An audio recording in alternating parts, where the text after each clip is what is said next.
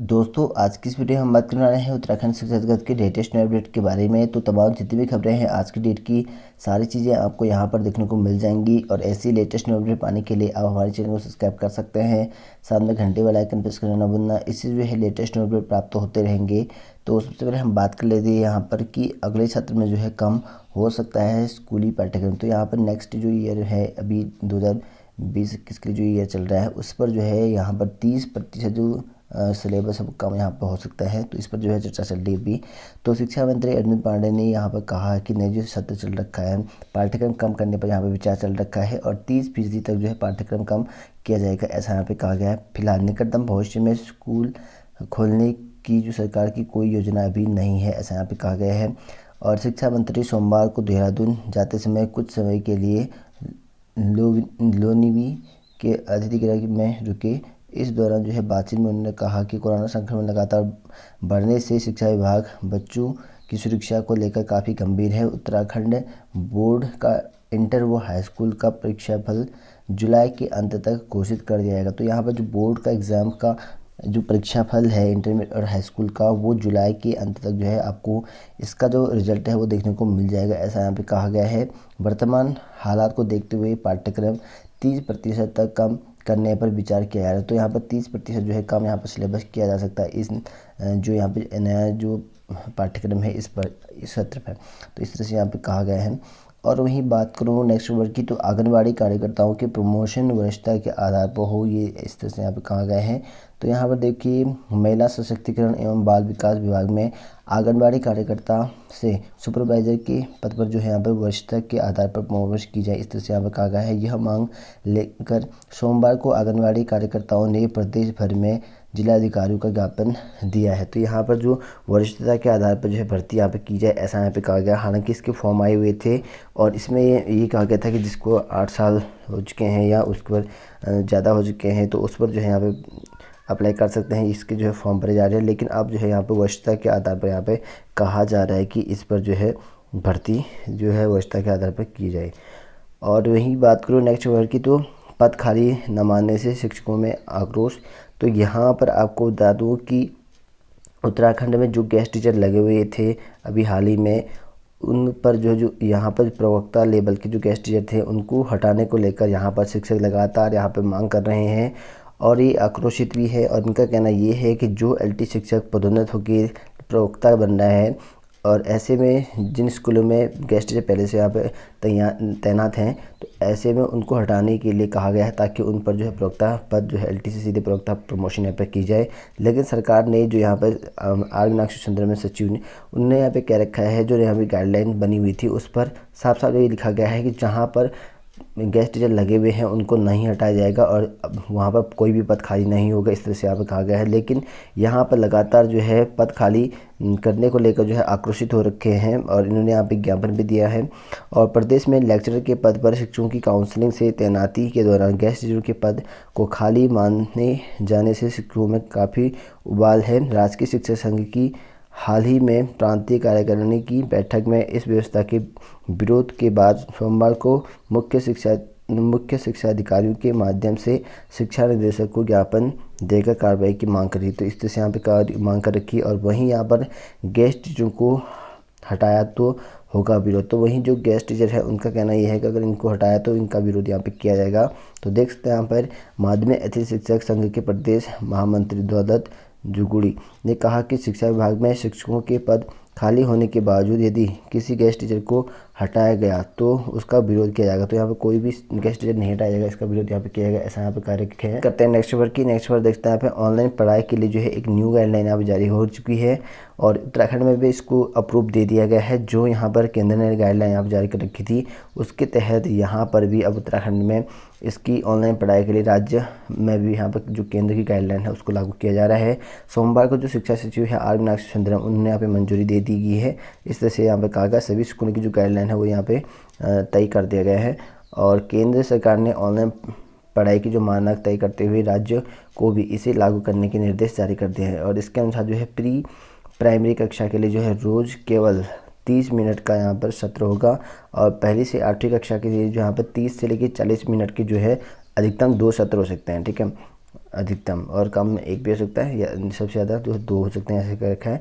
और 9वीं से लेकर 12वीं तक की जो कक्षाएं होंगी उसके लिए जो है 4 सत्र हो सकते हैं, वो भी 30 से 45 मिनट की, ऐसा यहाँ पे कहा गया है। तो दोस्तों देख सकते हैं यहाँ पे बड़ों ने बहुत बड़ा बयान यहाँ पे दिया है और कहा है कि 2500 पदों पर जो है भर्ती यहाँ पे करेगा आयोग, इस तरह से यहाँ पे कहा गया है। और अधीनस्थ सेवा चयन आयोग जो है की ओर से जल्द विभिन्न विभागों के करीब जो है 2500 पदों पर जो है जल्द भर्ती करने जा रहा है, ऐसा यहाँ पे कहा गया है। और इसके लिए जो है आवेदन प्रक्रिया जो है जल्दी यहाँ पे शुरू होंगे, तो जल्द से जल्द जो है प्रक्रिया भी शुरू की जाएगी, ऐसा यहाँ पे कहा गया है। यह बात जो है सोमवार को हिंदुस्तान की ओर से आयोजित ई संवाद कार्यक्रम में उत्तराखंड अधीनस्थ सेवा चयन आयोग के सचिव संतोष बडोले ने कहा। तो यहाँ पर काफ़ी बड़ा बयान दे रखा है संतोष बडोले ने, और जो कि हिंदुस्तान ई संवाद में यहाँ पर कार्यक्रम में ये कहा गया था कि 2500 पदों पर जो है हम जो है जल्दी भर्ती यहाँ पर करेंगे, ऐसा यहाँ पे कहा गया है। और साथ ही ये भी कहा गया है कि जिन पर यहाँ पर पेपर होगा वो क्वालिटी एग्ज़ाम पर जो है फोकस होगा, इस तरह से यहाँ पे कहा गया है। और यहाँ पर ये भी कहा गया है कि अधीनस्थ सेवा चयन आयोग के सचिव संतोष बडोले ने कहा कि मौजूदा समय में आयोग क्वालिटी एग्ज़ाम कराने पर जो है ज़्यादा फोकस कर रहा है, ऐसा यहाँ पे कहा है। और उन्होंने कहा है कि भर्ती प्रक्रिया को पूरी तरह से जो है ऑनलाइन करने की दिशा में काम चल रहा है। तो यहाँ पर जितनी भी भर्ती प्रक्रिया अब होंगी वो सारी जो है ऑनलाइन परीक्षा के आधार पर होंगी, ऐसा यहाँ पे कहा गया है, ताकि क्वालिटी एग्ज़ाम कराया जाए, ऐसा यहाँ पर संतोष बडोले ने बयान दिया हुआ है। तो काफ़ी अच्छी गुड न्यूज़ है, क्योंकि मैंने जैसे पहले बताया। तो देखिए दोस्तों, उत्तराखंड फर्स्ट का भर्ती को लेकर लेटेस्ट न्यू अपडेट है, और इसमें जो है 1218 पोस्ट यहाँ पर आई हुई थी, और इसका पेपर जो है फरवरी माह में किया गया था, और इस पर जो है काफ़ी बड़ी धांधली भी हो रखी थी। लेकिन अब जो है आयोग ने कह रखा है कि यहाँ पे रद्द करने के पक्ष में नहीं है, और साथ ही ये भी कह रखा है कि नई पद पर जो है भर्ती यहाँ पे की जाएगी। 2500 पदों पर जो है चयन आयोग यहाँ पे भर्ती करने वाला है, और इसके लिए जो है यहाँ पे तैयारी शुरू कर दी है, और फॉर्म भी आपको भरने की प्रक्रिया जो है शुरू कर दी जाएगी, ऐसा यहाँ पे कहा गया है। और लगभग 2500 पदों में से आपको यहाँ पे सबसे ज़्यादा LT की पोस्ट बनेंगी, जो कि यहाँ पे 1430 की समथिंग रहेंगी, और उसके बाद से पटवारी की पोस्ट है इसमें 400-500 की समथिंग, काफ़ी अच्छी पोस्ट है सारी, और उसके अलावा कहीं ज़्यादा पोस्ट और भी हैं। तो मेनली जो है LT सबसे ज़्यादा है इसमें, तो इन पदों पर जो है भर्ती करने वाला है। और यहाँ पर देख सकते हैं फौज का भर्ती रद्द करने के पक्ष में नहीं आयोग, तो यहाँ पर रद्द करने के पक्ष में बिल्कुल भी नहीं है। और वही बात करें यहाँ पर PRT भर्ती को लेकर लगातार जो है यहाँ पर एक के बाद एक जो है यहाँ पर सुनवाई हो रही है, हियरिंग डेली बेसिस पे यहाँ पर चल रही है, और ऐसे में जो है अभी तक जो है कोई भी नतीजा यहाँ पर नहीं निकल के आया है कि भर्ती जो है किस बेस पर होनी है, भर्ती रद्द होनी है या नहीं होने वाली है। काफ़ी लोग जो है अभी भी कन्फ्यूजन है। हालांकि मैंने कई लोगों को ये नोटिफिकेशन भी भेजा था कि उत्तराखंड में जो है भर्ती यहाँ पर रद्द होने के कगार पे है, क्योंकि यहाँ पर सरकार ने यहाँ पर कोर्ट में अपना पक्ष रखा गया है, और सरकार ने पूरी तरह से यहाँ पर कहा भी है कि इस पदों को जो है नई भर्ती में हम ऐड कर दी जाएंगे। लेकिन अभी भी 4-5 जो पॉइंट थे मैंने बताए थे, इन पर जो है कोर्ट का जो आदेश है वो आना बाकी है, वो मैंने प्रीवियस वीडियो में बता रखा है, आप लोग वहाँ पर जाकर देख सकते हैं। PRT भर्ती रद्द के बारे में वहाँ बता रखा है। हालांकि ये चांसेस है कि रद्द होने की, लेकिन मोस्टली जो है रद्द हो सकती है। अभी तक जो है हाई कोर्ट का कोई भी आदेश नहीं आ रखा है, इसको रद्द नहीं बनाया जा सकता जब तक कि ये भर्ती हाई कोर्ट सुनवाई ना कर ले पूरी तरह से। लेकिन जो मोस्टली यहाँ पर सरकार कह रहा है उसके हिसाब से जो हम बता रहे हैं वो रद्द हो सकती है, और बाकी जो है हो सकता है ये जो है TT बेस पे भी निकल रही भर्ती, या आपके जो B.Ed वर्षवार है वो उसके बेस पे निकले।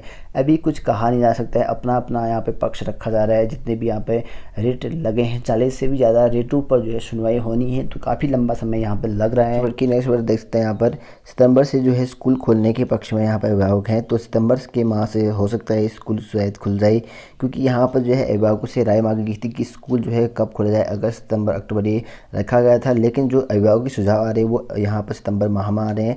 तो यहाँ पर शिक्षा विभाग की ओर से मांगे गए थे अभिभावकों से सुझाव, तो उस पर जो है यहाँ पर इस तरह से सुझाव आ रखे हैं। समग्र शिक्षा अभियान के अपर राज्य परियोजना निर्देशक डॉक्टर मुकुल कुमार सती के मुताबिक जो है मानव संसाधन विकास मंत्रालय की ओर से स्कूल खोलने के मामले पर अभिभावकों से यहाँ पे सुझाव मांगे गए थे, और विभाग की ओर से अधिकतर जो अभिभावकों के सुझाव हैं वो यहाँ पर जा चुके हैं। और इसमें अधिकतर जो अभिभावकों का कहना है कि वो 10वीं से लेकर 12वीं तक की जो बच्चे हैं उसका स्कूल जो सितंबर में खोला जा सके, ऐसा यहाँ पे कहा गया है। और वही बात करूँ नेक्स्ट खबर की, नेक्स्ट खबर देख सकते हैं यहाँ पे अनिवार्य स्थानांतरण की जो आवेदन तिथि है वो बढ़ाई जाए, इस तरह से यहाँ पे मांग कर रखी है। जरूरतमंद शिक्षकों को जो है तबादले का लाभ देने के लिए जो है विभाग की ओर से अनिवार्य स्थानांतरण के तहत मांगे गए आवेदन के लिए जो है जो तिथि है वो मांग जो है बढ़ाई गई है, इस तरह से यहाँ पे मांग कर रखी है। और वहीं आपको बता दूँ कि पद जो है रिक्त न मानने के संबंधी में जो निरस्त कर दिया जाए, ऐसा यहाँ पे मांग कर रखा है। जैसे कि आप लोग जानते हैं कि यहाँ पर गेस्ट टीचर वर्सेज जो यहाँ पर LT शिक्षकों का जो प्रमोशन होने वाला है, जिन शिक्षकों का, उन पर जो है यहाँ पे काफ़ी बड़ा आपस में चली हुई है, क्योंकि यहाँ पर उन सभी के पद जो है रिक्त माना जाए और उनको नौकरी से निकाल दिया जाए ताकि उनका प्रमोशन हो सके, इस तरह से यहाँ पे कहा गया है। तो गढ़वाल में भी आज की शिक्षकों का जो है गुस्सा फूटा है और पदों को रिक्त न माने जाने पर जो है शिक्षक यहाँ पर नाराज हैं। काउंसलिंग में गेस्ट टीचरों के पद शामिल न करने पर जो है भड़के हुए हैं। तो काफ़ी ज़्यादा प्रॉब्लम चल रखी है गेस्ट टीचर भर्ती को लेकर, क्योंकि यहाँ पर जो है गेस्ट टीचर रखे गए हैं और ऐसे में प्रमोशन अगर गेस्ट टीचर पर नहीं होगा तो यहाँ पर जो है LT के जो शिक्षक थे वो LT में ही रहेंगे, तो प्रमोशन का नहीं हो पाएगा। तो ऐसे में जो है इनका यहाँ पर अलग अलग मानना है। अतिरिक्त शिक्षकों के पदों को रिक्त नहीं मानने पर जो है भड़के हैं। तो यहाँ पर विभाग में भी भड़के हैं, सारे जितने भी यहाँ पर डिस्ट्रिक्ट है सबों में यहाँ पर कर रखा। देहरादून की बात है, यहाँ पर देख सकते हैं रिक्त पदों पर जो है 100% तबादले और स्थायी काउंसलिंग का जहाँ पर प्रस्ताव कर रखा है। तो इस तरह से यहाँ पे कहा गया है और अतिरिक्त शिक्षकों के पदों को जो है रिक्त दिखाया जाए, ऐसा यहाँ पे कहा गया है।